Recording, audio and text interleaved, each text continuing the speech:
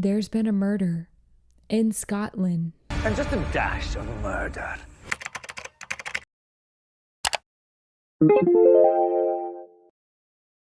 The Traitors started out as a Dutch TV show in 2021, but its popularity soon sparked many other versions in other countries, including the UK, the US, Australia, Canada, and more. The Traitors US has been streaming on Peacock for 3 seasons, and it has become one of my current favorite reality television shows. It has a high production value and also a very interesting scenario that's different from other known reality competition shows like Big Brother and Survivor. The Traitors fuels paranoia as it picks multiple people to be the traitors and then murder their fellow housemates every night, while the rest of the people are tasked with trying to figure out who the traitors are. I find the Traitors so interesting because in the current climate of reality television, there's not really a show like the Traitors in which there's 2 sides of gameplay, one being the traitors and the other being the faithfuls. That means that players, after going into the house, might have to adapt their gameplay style depending on what they get chosen to play as. The Traitors US has also been sweeping at the Emmys, being awarded for editing, cinematography, directing, and of course, outstanding reality competition series. The host, Alan Cumming, has also won his well-deserved Emmy Award as outstanding host of a reality competition series. And let me just tell you, I am the biggest Alan Cumming fan. I think he is the best host on TV currently. He is blowing a lot of other boring reality game show hosts out of the water with his personality, theatrics, and of course, his many iconic looks. As a Big Brother fan, I enjoy watching Big Brother players on the Traitors because I find it interesting how they have to adapt their gameplay style to the show, or how some Big Brother qualities can translate to playing the Traitors. However, it does seem like there has been a phenomenon of Big Brother players being flops on the Traitors, or simply just failing to make it to the end of the show. So in this video, I will be taking every single Big Brother player who has played the Traitors US and looking at their games as pertains to their season of the Traitors to see why they lost the show. And just a little disclaimer, I will only be talking about the US versions of the Traitors, as I have heard that Netta from Big Brother Canada has done exceptionally well on the Traitors Canada, but I have not seen the Traitors Canada just yet, so I cannot speak on that performance yet. So we are just going to be looking into the performances of the Big Brother players on the US seasons of the Traitors. Let's get into it. Starting with season 1, we are going to be looking at Cody's game. In season 1, Cody was chosen as a traitor, and I think being a traitor might have just been Cody's biggest demise in the game The Traitors. I just don't think that Cody was quite prepared for what it would take to be a traitor. One interesting phenomenon that I think has been contributing to Big Brother players not doing well in the Traitors Castle is that they often get painted as gamers and people who are lying and deceitful by people who haven't watched the show of Big Brother. In Cody's case, I don't think that was helpful for him. In Big Brother, Cody was more so somebody who was very loyal to his allies. He had a good social game, and especially in Big Brother All-Stars, he was good at getting his way with people. I mean, I feel like in Big Brother All-Stars, everyone was just doing what Cody wanted. So he really didn't have to lie to people, and he was good at competitions, and he played a loyal game. Now, that's why I think Cody would have fared better in the game as a faithful than as a traitor.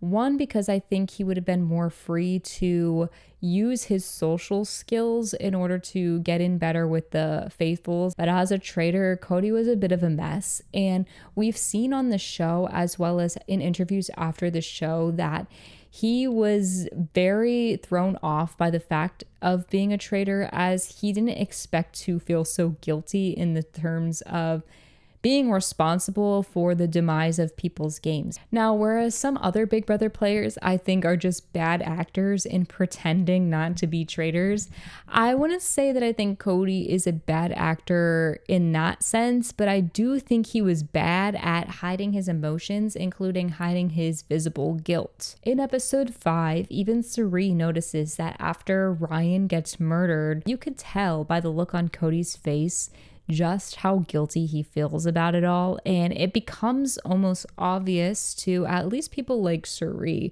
who was already a traitor, but if she was noticing it, then so were other people in the house, that there was something up with Cody, and if he was a faithful, he wouldn't be looking and feeling so guilty. Cody was very close to Ryan Lochte, and it is good to be close to faithfuls as a traitor, as they can vouch for you among the other faithfuls. But his biggest problem was being a little too close to Ryan Lochte and a little too out in the open with how good of friends he was with him, as Suri was really uncomfortable by the closeness of Cody and Ryan's relationship. After hearing that Kyle was discussing with his buddy Ryan that a reality competition woman must be one of the traitors, Suri felt threatened, and she knew she had to go after either Kyle or Ryan. And she decides to push harder for Ryan because she is scared of the relationship that Cody and Ryan had with each other and them being so close. I do think if Cody pushed a little harder, he may have been able to sway Suri to murdering Kyle over Ryan, but I don't think Cody was pushing in the right ways, as he was defending his relationship with Ryan when he should have been presenting arguments to Suri of why Kyle was more dangerous to have around than Ryan was. In my opinion, I do think Kyle was more dangerous for Suri's game, as he was bringing up suspicions about a reality woman being a traitor. Because Cody tried to defend Ryan and to defend his relationship with him so adamantly, it only caused Suri to be even more suspicious of that relationship. Ultimately, Cody lost that battle with Suri, which I think was the real start of his downfall in the game of the traitors. Because after Ryan left, he just started to play super sloppy. Cody goes and tells Kyle a lie, saying that Ryan told him the night before that Ryan was suspicious of 3 people and Kyle being one of them. Now, this information is just unbelievable to Kyle because, one, Ryan was 100% a faithful and everyone knew that. He was kind of a guy that was just there, and he's one of those people that everyone knew Ryan wasn't going around saying names and suspects. That just wasn't the type of guy he was. He was kind of just there going along with people. So the fact that Cody tried to say that Ryan had these suspects, one of them being Kyle, just didn't make any sense, because Ryan wasn't that type of super gamer guy to be super suspicious of people and so outwardly suspicious. Not only that, but Ryan and Kyle were close friends who talked a lot of game together, so Kyle knew that Ryan was never going to say his name. This bit of gameplay just didn't make any sense, and I'm not sure why Cody would do something like this, other than the fact that he was really flustered after Ryan left. And this is what comes around to bite him in the butt, because eventually in the next episode, Kyle will tell everybody at the round table of the lie that Cody told him about Ryan. Now, at the round table that Kyle calls out Cody, people being more suspicious of Kyle in that moment kind of saved Cody, as they decide to banish Kyle. But when Kyle is confirmed faithful, it only makes Cody look even more bad, as he was pushing for Kyle, and now it made a lot of more people more confident that Kyle was probably telling the truth about Cody. Once a player starts getting suspicions in the game, if they can't nip those suspicions in the bud immediately right away, I've noticed that the suspicions grow and grow even more quickly over time. So when someone brings up someone else's name at the round table, they might be able to be safe for 1 or 2 more round tables, but it becomes really hard for people not to be banished once their name has been thrown out so publicly. Now that Cody's name was thrown out, people started to look at the way that Cody was acting, and since he was a quiet and laid back type of player who was trying to lay low, people started to see this behavior as suspicious too, and it only led to Cody eventually getting banished in the game. Truly, not having to lie probably would have helped him not play so laid back and quiet, and maybe he would have been able to get a lot of the other faithfuls on his side socially. I don't know. He was all over the place. He made bad slip ups. And I think it was because he was so paranoid as a traitor. Not only paranoid, but paranoid and guilty, if that makes any sense.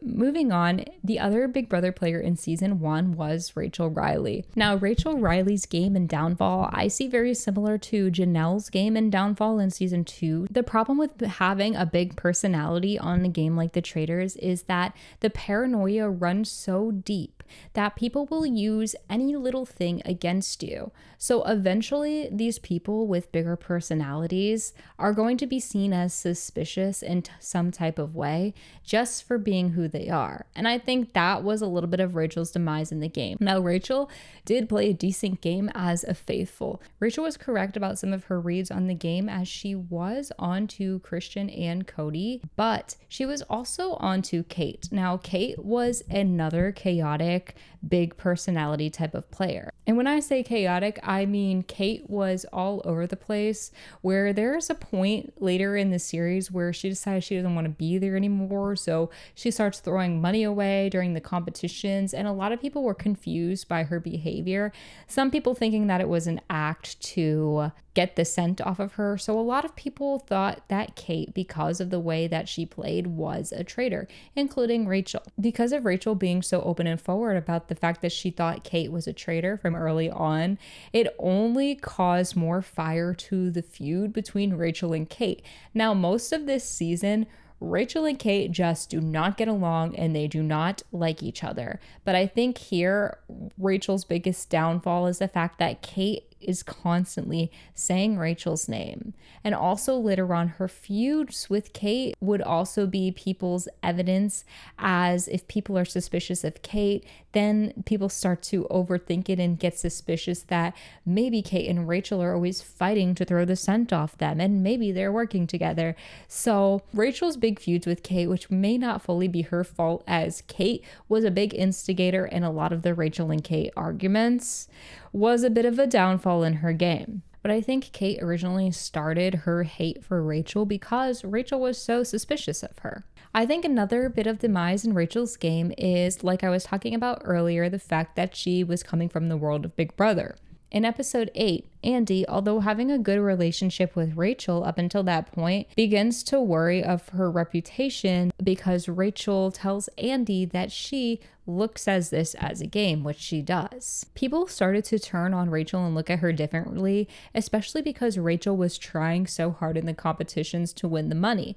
And she does look at it as a game, but people think that her saying that and also being so forward about how much she wants to stay in the game, going for the shields, going for the money in the competitions, people decided to see her as somebody who would do anything for the money, including being a traitor. In episode 8, Kate also says that Rachel is good at lying because of her pastimes on Big Brother. So we also see how the Big Brother / reality TV gamer stamp getting put on people is not great, even though anyone who's watched Rachel's seasons of Big Brother would know she's not really a liar in the sense of the way she plays the game. That's not really Rachel's strategy, but it gets painted onto her and it slowly becomes the way that everyone in the house perceives her. Between that, Cody throwing out her name as rebuttal for her throwing out his name, and Kate's constant arguments with her out in the open, and also Kate throwing out her name for weeks. She could only stick around for so long because I think in the game of the Traitors, people remember that evidence and your name being thrown out. And as the numbers start to dwindle, people then continue to look at you even more so than they did before, which we see in episode 8 with Andy, when Andy was close with Rachel the entire time, but then they start becoming even more suspicious of her in that episode.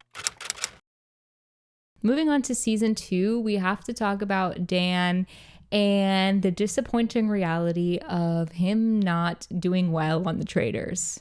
I was so excited to see Dan play the game of the Traitors, and it was a hard watch in some senses, but let's talk about where Dan went wrong in the game. Now, Dan started to get suspicions very early on in the game. It already wasn't good for him when at the beginning of the game, Marcus and by association, his girlfriend Larsa were suspicious of Dan.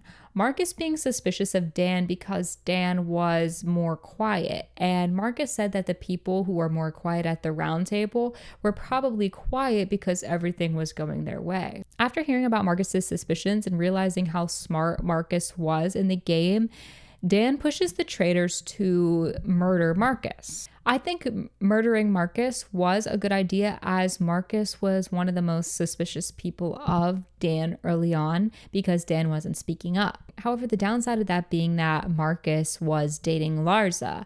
And because Marcus was suspicious of Dan, even after he left, Dan still had to deal with the fact that Larsa too was suspicious of him for the same reasons. And I think Larsa grew even more suspicious of Dan after Marcus was murdered, thinking that Marcus must have been murdered because of his suspicions of Dan. Now, as Dan refuses to really speak up or name names for the first several episodes, people start to get really frustrated with him. He does say at one of the round tables that it's just the fact that he's slow to open up. But as we saw in the previous season of The Traitors with Cody, who also tried to make that same argument, you're suspicious as a traitor if you don't say anything. I don't think Dan really saw this as being bad for his strategy because he never adapted later on in the game. Also on the Larsa suspicions thing, Larsa does give us a return of the gamer comment about Dan at the episode 3 round table, which once again, a Big Brother player is being called out for being a gamer. But in this sense,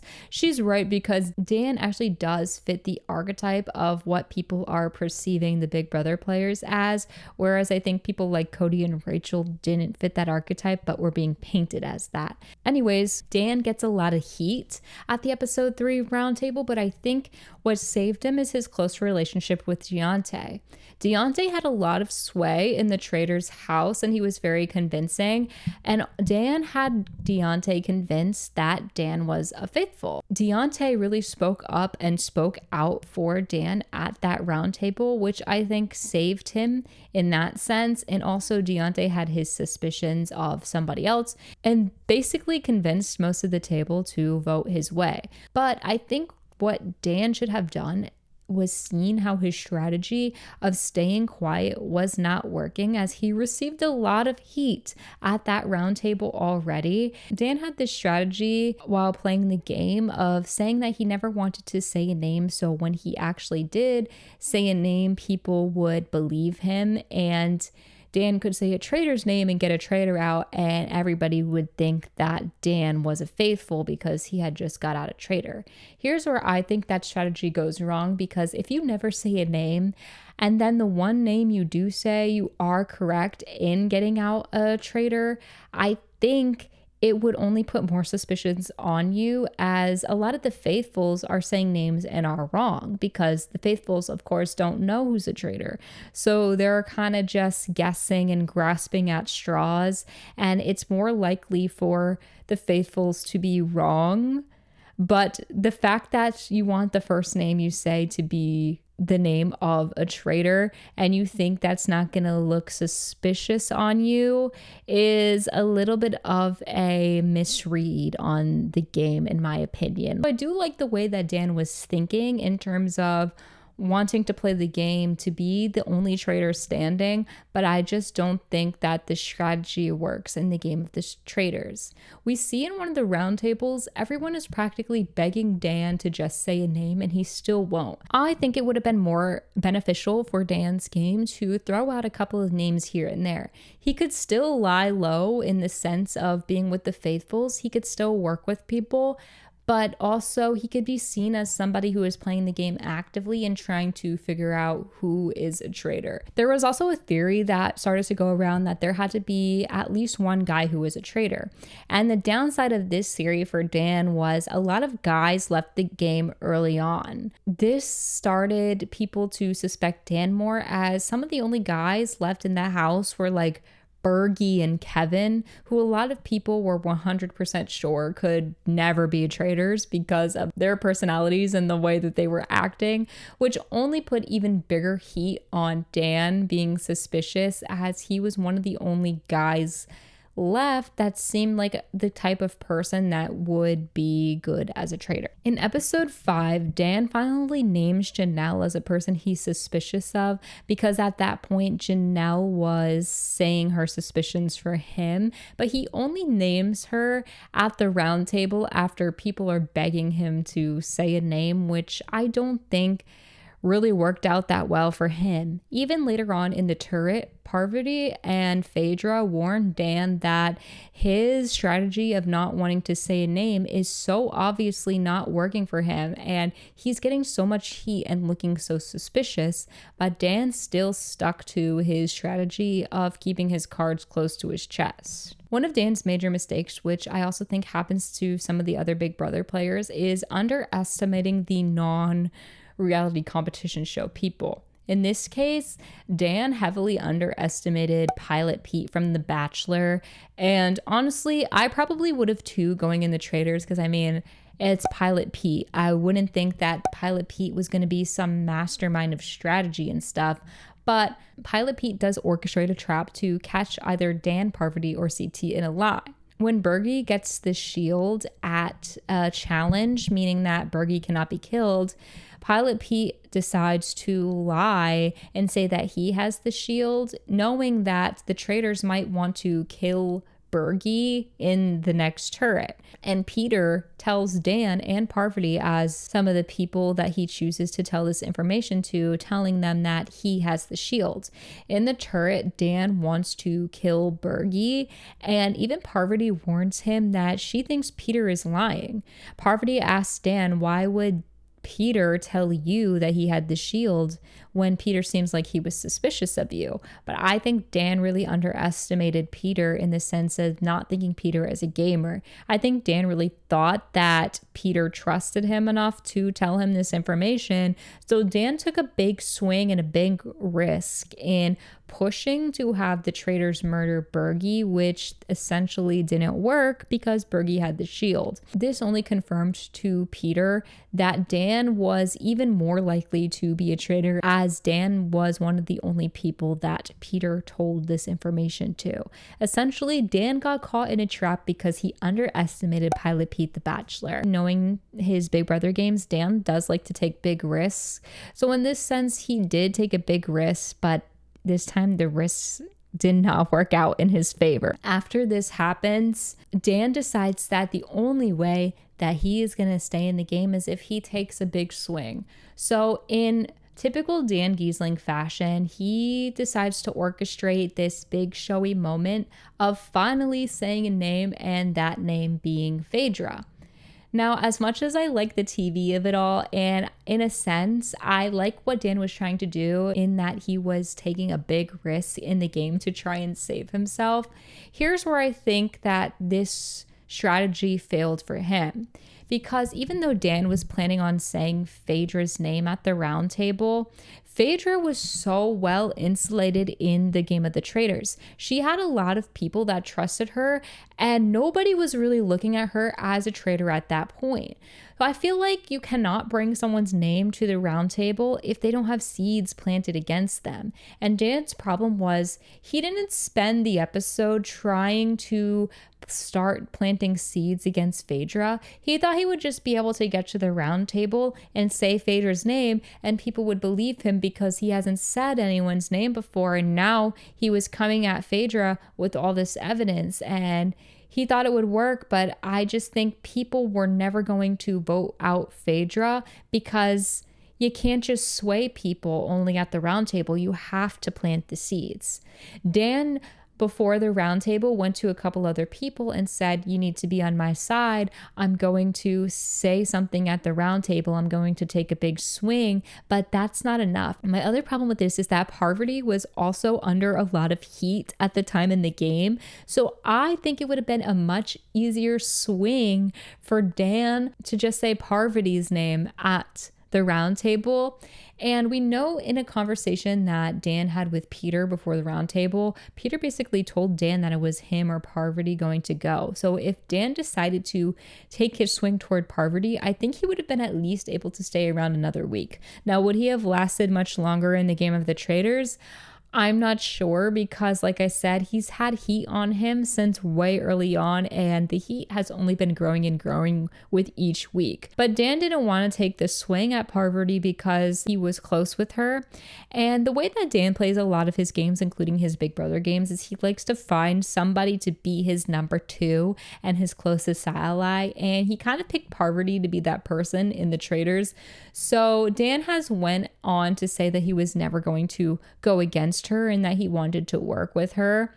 But he could have stuck around a little bit longer if he wanted to backstab a traitor. Parvati was the correct person to backstab. When Dan came to the round table saying Phaedra's name, nobody could believe this information as nobody was even thinking of Phaedra as a traitor at that point in the game. I think he could have played a much better traitor's game if maybe the entirety of the time, instead of laying low and not saying names, he was planting seeds with other people to possibly say Phaedra later on. But what are you going to do? He took a big swing and it was fun to watch on TV, but he definitely failed miserably. Another reason why he failed is I think Dan heavily underestimated Phaedra. I think Dan was more willing to work with Parvati as he saw her as somebody who was another player similar to him. I don't think Dan saw Phaedra as somebody who could really hold her own like she did at the round table. When Dan comes for Phaedra, Phaedra comes right back and she gives really great arguments as to why she's not a traitor and why he is. And because Phaedra was so well liked in the house, it was so much easier to believe her. And I think Dan severely underestimated how hard Phaedra would come at him at the round table. But it did give us some iconic moments like the I do too much because you do too little. And also one of my favorites, not my burgerlicious was problematic for you. I do too much because you do too little. Not my burgerlicious was problematic for you. All in all, Dan's biggest demise was not the fact that he took big swings and it didn't work. It was the fact that he didn't adapt his strategy early on when he started to get heat. And also he underestimated people like Phaedra and Pilot Pete. Moving on to Janelle. Janelle's a big personality, and also she's somebody who's so adamant about winning the competitions and winning money. Now, Janelle and her big personality also got her into several feuds with several people over this season. Janelle famously got into a fight with Sue over a shield, which Larsa really stirred the pot on this, saying that Janelle stole the shield from Sue during the competition. But actually, if you go back and watch, Janelle did get to the shield first, and Sue is the person who tried to steal the shield from Janelle. So Sue and Larsa were really stirring the pot and trying to cause suspicions over Janelle and why Janelle was being so aggressive in the game when really she was just going for the shield, and she did get there first. Janelle also gets into a really iconic feud with Sandra, which was really fun to see. In episode 4, Janelle talks about her connection with Phaedra and how she says how she wants Phaedra to stay in the game. Now, some people would say that maybe Janelle knew Phaedra was a traitor and she was trying to stay close with her as to not get murdered.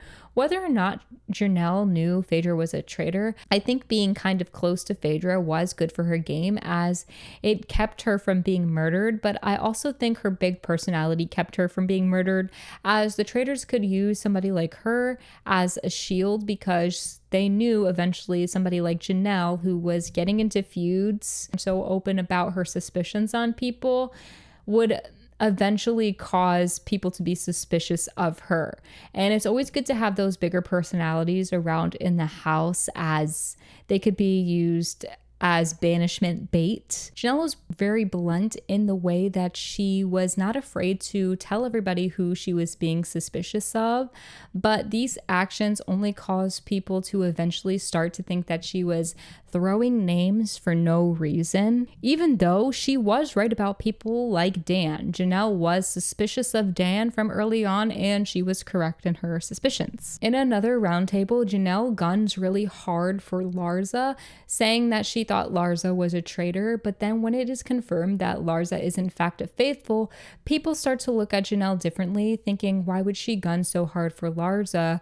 If Larsa is actually a faithful, maybe she was doing that on purpose as a traitor. Sometimes being too forward all the time can be a downside to the traitors' games, as people start to think that you're throwing out too many names to cause confusion, or you're purposely pushing hard for people that you know are faithfuls in order to get them out. When Dan was informed that Janelle was suspicious of him and going to say his name at the round table, and I think ultimately Dan's connections helped him in that one round table because he was able to rally the troops against Janelle, which is ultimately part of her downfall. I think Janelle and Rachel have very similar games in the Traitors in the sense that they were both big personalities coming from the Big Brother world. They were both gunned really hard in the competitions, and they both weren't afraid to say who they were suspicious of.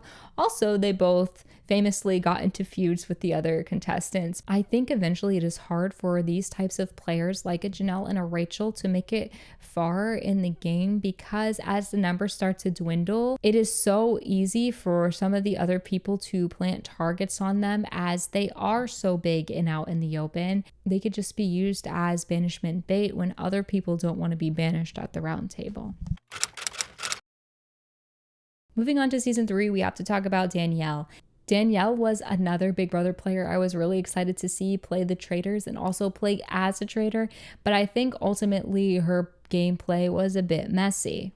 Firstly, I think Danielle really falls under the umbrella of Big Brother players who are bad actors as traitors. And I think Dan was also a bit of a bad actor too, in the sense that they're way too over the top, over dramatic, shocked faces. And in Danielle's case, she was always crying and being very emotional, where I thought it was a little too over the top and too obvious as to her trying to not look suspicious. Also, in terms of her bad acting, Jeremy was suspicious of Danielle early on, mostly because of her bad acting, and then Danielle pushes heavily to get Jeremy murdered because of his suspicions against her, which I think was the right move for her at the time, but that just also goes to show about her acting skills. Danielle clashes with Carolyn early on in the turret. I think Danielle could see early on that Carolyn was not somebody who was easily swayed. And she definitely had a different strategy and approach to things than Danielle did,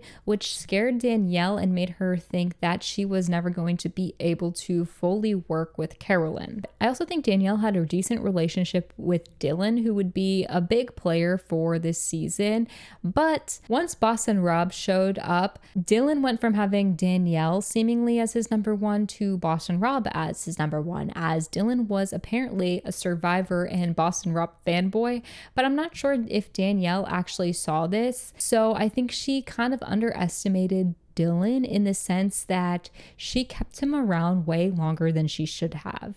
I think one of the Traitors' demise in season 3 is the fact that they kept people like Dylan who were really smart in the game around because they thought that they were close with them. Now, when Boston Rob shows up in the turret, Danielle was rightfully worried about the way Boston Rob likes to aggressively play these games and always push his agenda. But Danielle says early on that she wants to get Carolyn out so then she can try and get somebody else in the turret who then she can work with to getting Boston Rob out, which I think is a crazy long form strategy.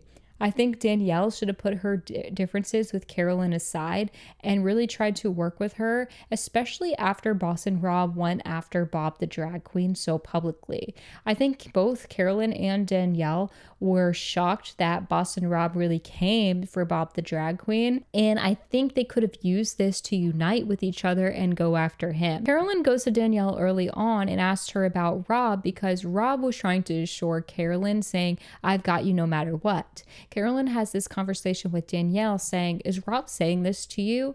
And this only put more warning signs up for Danielle about Carolyn, thinking that Rob and Carolyn were probably working together against her, which I think only fueled the fire for Danielle planting seeds against Carolyn. Danielle should have used Carolyn's worries about Rob in order to team up with her against Rob. But I do think Danielle's strategy of wanting to get Carolyn out first in order so she can work with someone to get out Boss and Rob was a little bit too convoluted and too long-term for a short-term game like the Traitors. This also being because an opportunity does arise earlier on to get Boss and Rob out, and Danielle could have been working with people like Derrick to try and gun for him.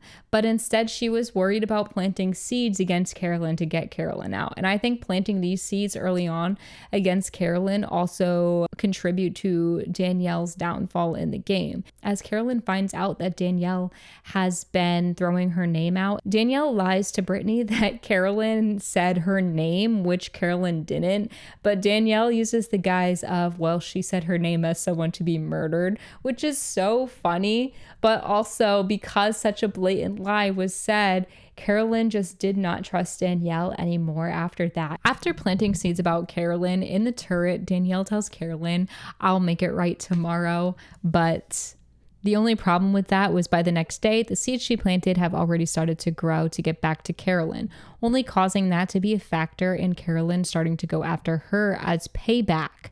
Because by the next day, it was Britney who confronted Carolyn about saying her name, when in fact, Carolyn didn't say her name. This only caused Carolyn to decide to rally the troops to try and get Danielle out, and essentially fueled the Danielle-Carolyn feud. While all this feud with Carolyn is going on, Derrick comes to Danielle and asks her to work with him in order to get Boss and Rob out. She eventually will vote for Rob at the round table, but I don't think she did enough before the round table to help Derrick rally the votes.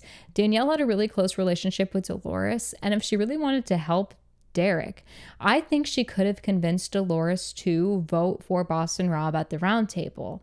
But she wasted a lot of time on the feud with Carolyn in this particular episode when she could have been using her connections to try and convince people to vote out Boss and Rob. But instead, we get instances like Dolores voting out Tom, a complete waste of a vote, and Derrick essentially couldn't rally enough votes to get out Boss and Rob. This also made Danielle look even worse because Danielle was a vote against Boss and Rob. Then she had to go back to the turret after just voting for him to go. Danielle also acts really suspicious in the episode 5 challenge, as part of the challenge is that they have to solve riddles, and there's 2 opportunities to get a shield. So whoever solves a riddle is allowed to place a picture on the wall or knock somebody off for getting a shield. And Danielle solves a riddle early on and tries to protect Dolores, which looks a little bit suspicious because mostly everybody was trying to protect themselves first. By picking Dolores, Danielle knocks Derrick off the wall in terms of getting a shield, causing Derrick to be angry and distrustful of her. And then later on, when Danielle answers another question correct, instead of course correcting and putting her own picture on the board, she tries to make up for what she did to Derrick by then placing Derrick back on the wall, which only makes her look even more suspicious because 2 times she answered the riddle and 2 times she wasn't putting herself on the board to get a shield. And then she cried a lot about it too. It just didn't make any sense to everyone. And I don't know how Danielle was able to stay around so long after that, as I think this is some of her most suspicious behavior that she exhibited ever, but I think there was just stronger suspicions at the time. Now, episode 9 is a bit different because I do think episode 9 is probably Danielle's best episode. It gave us such good TV, and if only we could have seen more of this type of gameplay style while she was playing. So essentially, Danielle was masterminding the takedown of Carolyn, and it was really fun to watch because in the next challenge, everybody would be asked questions that the traitors have answered the night before, and try to figure out how the traitors would have answered these questions. Danielle letting Carolyn take the wheel on the answering of the questions, essentially thinking 2 steps ahead, knew that it would put Carolyn under suspicions at that game, and it worked. Most importantly, when the question arises of whose voice is the most irrelevant, Carolyn was quick to say herself, because how she perceived herself in the game as nobody ever listening to her. But that's not how everybody else in the house perceived her at that point in time. But Danielle lets Carolyn pick herself as the answer to the question, knowing it will paint a target on her back. Because when they get to that question in the next day at the challenge, and Carolyn is pushing so hard for herself to be the answer, and then the rest of the house sees that Carolyn was the correct answer to the question, it only made people more suspicious that Carolyn would have been the one to answer that question as the traitor. With this whole challenge situation, it started to cause people like Dylan to become way more suspicious at Carolyn. To add fuel to this, Danielle started to plant seeds before the round table about how she would act versus how Carolyn would act. In talks with people like Dolores, she tells Dolores to pay attention to who really goes on the attack at the round table and who stays more calm and collected, saying that a traitor is more likely to go on the attack. Carolyn also fell into this trap because while Danielle set up these preconceived notions before the round table happened, people like Dolores saw when Danielle would say Carolyn's name at the round table, Carolyn would look like the bad person because Carolyn will get more passionate and emotional. When Carolyn brings up that she finds out that Danielle lied to Britney, saying that Carolyn was saying her name, Danielle in front of everybody tells Carolyn that it's not true, which we all know it is true, essentially gaslighting Carolyn, causing Carolyn to get even more passionate and more emotional at the round table. All this works and Danielle is able to get Carolyn out. But at that point, it's too late because Danielle underestimated people like Gabby. And Gabby would see this whole situation of Danielle getting Carolyn out as another traitor on traitor betrayal. You see, because Boston Rob betrayed Bob the drag queen in a very similar way. And so the way that Danielle came so hard after Carolyn and being correct that Carolyn was a traitor, Gabby put the pieces together that it also must mean that Danielle was a traitor, which would essentially contribute to the final nails in Danielle's coffin as she couldn't outrun these suspicions. Going after Carolyn so hard at the round table may have kept her in the house another week, but it also was her demise with the Dylans and the Gabbys of the world.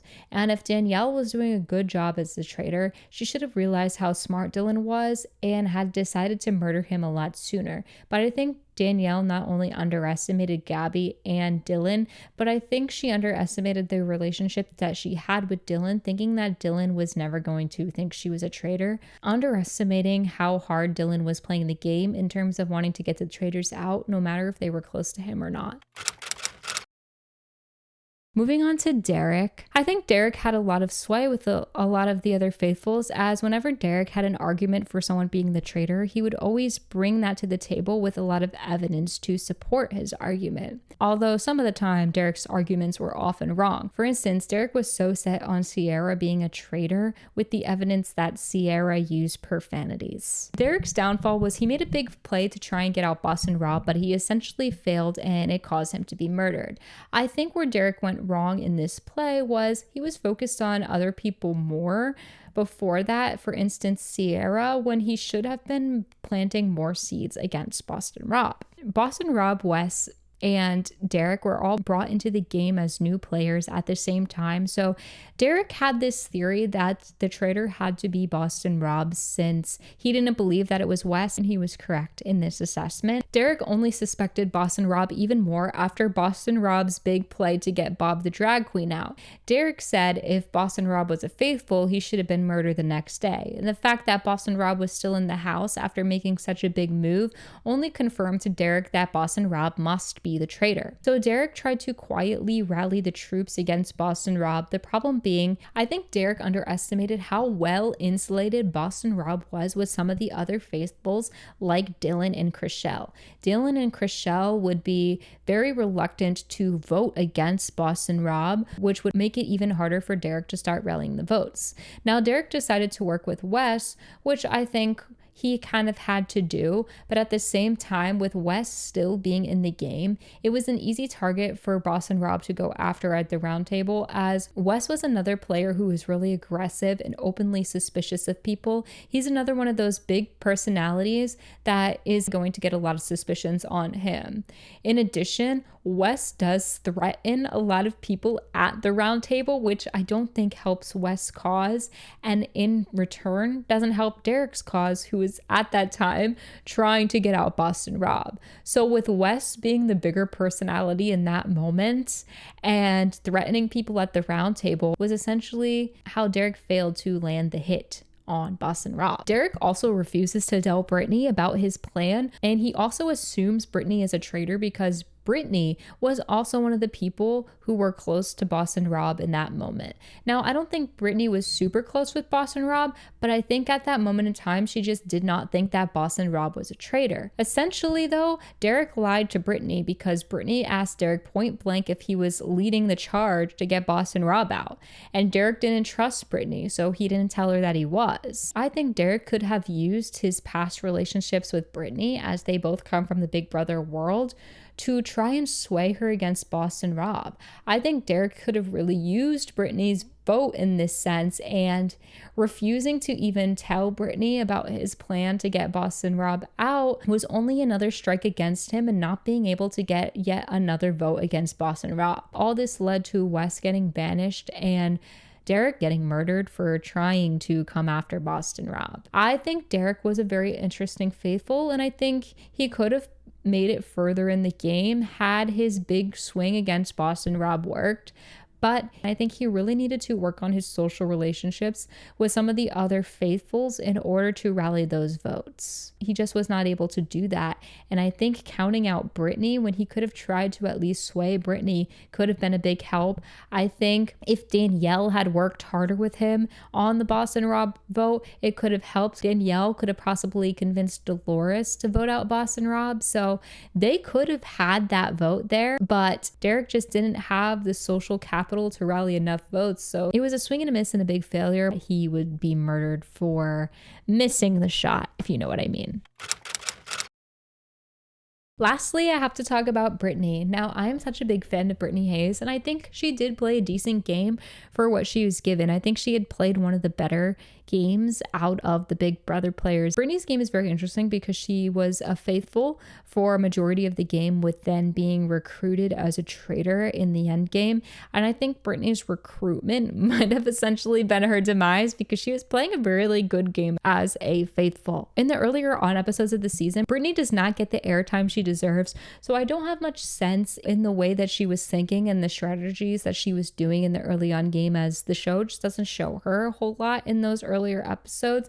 But I do think she made decent connections with a lot of people, her too having a good connection with Dylan, which only goes to show that the traitor should have got out Dylan much earlier on. And Britney does say this in the end game, that Danielle really messed up not murdering people like Dylan, because having Dylan at the end game, there was no way that the traitors were going to win when Dylan was so smart in sussing them out and also adamant about getting them out. Before Derrick gets murdered, he tells Dylan that he's suspicious of Britney. He was already suspicious that she was too close to Boston Rob, but even more so, Britney gives Dylan a look at the vote during the roundtable just to try and tell Dylan to vote the way he wants to vote. But Derrick picked this up as Britney going hard for Boston Rob, and he tells Dylan that he's suspicious of Britney. In episode 7, Britney becomes more suspicious of Boston Rob and votes for him at the roundtable. She also has a really cool argument with him at the roundtable where I think she stands her ground very well. But coming from the Big Brother world, Britney is also placed as a gamer, where at this roundtable, as Boston Rob is trying to save himself and throw Britney under the bus, he says that Britney has an advanced strategy and nobody has the kind of strategy that she does. In episode 8, Britney fully has Danielle's back and believes that Danielle is a faithful. Now, even though Britney was on the wrong track, I do believe that being so close to Danielle was very helpful for her, as Danielle basically saved Britney from being murdered by other people who wanted to murder her, like Rob and Carolyn. So this was good on on Britney, although it's not much of strategy, as Britney really at the time, I think, thought Danielle was faithful and she just happened to be close to her. In episode 8, she further gets the perception of being a big brother gamer or game player as Sierra starts to call her and Danielle both game players. Sierra tells Britney that she has been skating by at the round tables, laying low and not using her voice enough. After Carolyn is banished, Britney finally starts to suspect Danielle as a traitor in episode 9. It's at this point that Britney also starts to wonder if her relationship with Danielle is the reason why she hasn't been murdered. However, it is at this point in the game, now that there's only one traitor left, that Britney gets recruited by Danielle to be a traitor. So as much as I do like seeing Britney as a traitor, I'm not sure if becoming a traitor was really the best in terms of if Britney could win the game or not. She possibly could have, but I think she was playing a really great game as a faithful and had better chances of winning as a faithful. Now, I think Britney does really well as a traitor with what she's given, but at the time, the cast that's left includes people like Ivor and Dylan, who were always seen as like the faithful of the faithful among everybody. And it was going to be so hard to get by as a traitor with people like that and also people like Gabby still in the game. Gabby tells Britney that she's suspicious of both Danielle and Dolores. I think what could have been smart for Britney is to break off from Danielle, start planting seeds against her, and start going with Gabby after hearing Gabby's suspicions about both Danielle and Dolores. I think this could have gotten her on better terms with Gabby and also made her seem more like a faithful. However, Britney was really loyal to Danielle at that point, so she was still trying to stick her neck out in order to save Danielle. I truly think that Britney wanted to go to the end with Danielle and split the money with Danielle, but I think Britney could have had a better game and not have been caught as a traitor if she broke away from Danielle. This Gabby suspicion was a great foot in the door if Britney wanted to break away from Danielle and also be seen more as a faithful. However, I think Britney's ultimate downfall is Dolores is still suspicious of Ivor for some reason, so Danielle and Britney decide to go after Ivor at the round table while everyone else votes against Danielle. Since the votes are tied, they have to go to another vote. Now, I think Britney and Danielle had a lot of sway with Dolores. They should have convinced Dolores to go after somebody bigger like a Dylan or a Gabby, or Britney should have held her ground at the round table, but instead, when the tie vote goes to a second round, Britney looks at Dolores and thinks that Dolores is switching up her vote, so she decides to switch up her vote too. Voting for Danielle, thinking that Danielle didn't have the votes, although Dolores really didn't switch up her vote. So now it just looks like Britney betrayed Danielle out of nowhere. This betrayal that can be seen on Danielle's face and by everybody else at the round table is what really sparks the suspicions of Britney being a traitor, because people start to say, why would Danielle feel so betrayed by Britney unless they were working together? I think Britney's betrayal in that moment in not staying strong and her voting out of Ivor instead of Danielle only caused her to have more suspicions against her at the end of the game. And although Britney did play the end of the game very smartly, as Britney chooses Gabby with her seer power to question her, obviously Gabby is a faithful, and Britney decides to tell everybody that Gabby is a faithful. This did throw Dylan a little bit off of her scent because Dylan was not expecting somebody who was a traitor to openly state somebody was a faithful. But at that point in the game, there was nothing else Britney could have done. If she did say Gabby was a traitor, Dylan and Ivor would have only just went after her and then Gabby, and they would have ended up winning the game anyways. So there was not much more she could do in that moment. I do think Britney played really smart as a traitor, but ultimately the round table with Danielle was her biggest downfall as a traitor because she just couldn't get past the suspicions from other people. She worked really hard at that round table and she came for Dylan, and when I say her arguments were great and she held her ground, But at that point, there's just too many people left in the game that were too smart and too on it. It's really sad because Britney kind of got thrown into being a traitor when there wasn't many people left. So she didn't really have any say in who was staying and who was going in terms of who was being murdered throughout the game until she became a traitor way late in the game. Maybe she could have slid by if her and Danielle and Dolores had stuck together to get somebody else out. They would have had the numbers. Britney could have then decided to go after Danielle at the next round table, knowing how suspicious people were of Danielle. And then I think Britney had a really good path at that end of the game as the last traitor standing. The problem being that Britney having to betray Danielle and Danielle so openly showing her betrayal only caused people to be suspicious of her at the end of the day. And that's basically why Britney failed to win at the very end. I hope all this kind of makes sense. I thought this would be a really fun video to do as such a Big Brother fan. It's interesting to see how the Big Brother players aren't really adapting as well in the game of the Traitors. Although I do think that there are a couple of the Big Brother players that have played decent games. There are a couple of players that majorly disappointed me in the sense of Dan and Danielle. Although I do think they are really great game players in the Big Brother sense, I think they messed up pretty badly in the game of the Traitors. So while I do think a lot of them gave really great TV, I just thought it was interesting to see how the gameplay in the Traitors is different and why it's so hard for some of these Big Brother players to play a game like the Traitors. I do think there are some through lines with all the Big Brother players, one of them being that they get perceived as these deceitful people, even though not always are the Big Brother players like these crazy mass manipulators and liars. I also think a lot of the Big Brother players are not great actors. Okay. So we got to see some really great B-level acting. Kind of looking like a bad actor in a B movie. But that's all I have for you today. I am still early on days in figuring out this channel, so I do have a lot of stuff I want to talk about, but I also want to make sure that people want to listen to me talk about this stuff. So if you have something you want me to talk about, let me know in the comments, like if you like this type of video or not. But thank you so much for watching this video, and thank you so much to the people who have recently subscribed to me. It's been really fun seeing that people are enjoying this content. So if you like this video, feel free to give it a like. Check out some of my other stuff if you're not subscribed to me. Maybe you do want to subscribe to me. I'm not forcing you though. But thank you so much for watching this video, and I will see you in the next one.